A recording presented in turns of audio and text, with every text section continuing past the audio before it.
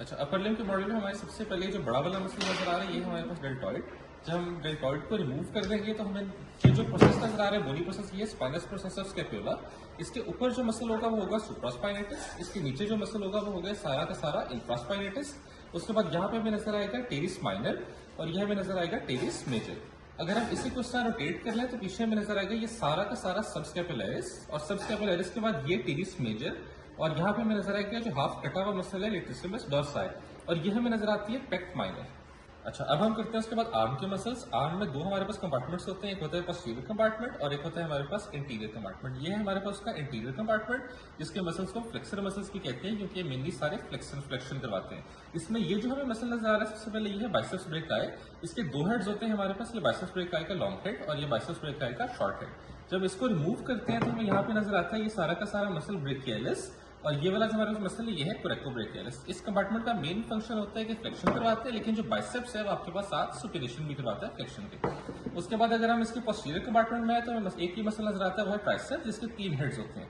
ये उसका medial head, medial head के बाद ये होता है ट्राइसेप्स का हमारे पास लॉन्ग हेड, और ये हमारे पास होता है ट्राइसेप्स का लेटरल हेड।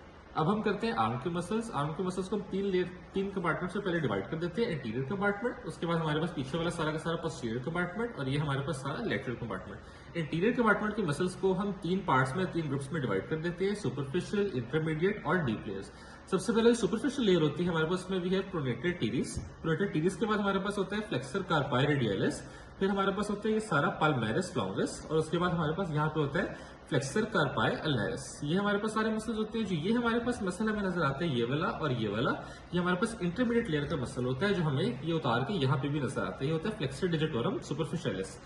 उसके बाद हमारे पास जब ये उतार दे तो हमें डीप मसल्स नजर आते हैं। डीप मसल्स में हमारे पास ये वाला पहला ये होता है प्रोनेटर कॉर्डेटस। प्रोनेटर कॉर्डेटस के बाद ये वाला हमारे पास होता है फ्लेक्सर पॉलिसिस लॉन्गस, और फ्लेक्सर पॉलिसिस लॉन्गस के बाद हमारे पास होता है फ्लेक्सर डिजिटोरम प्रोफंडस।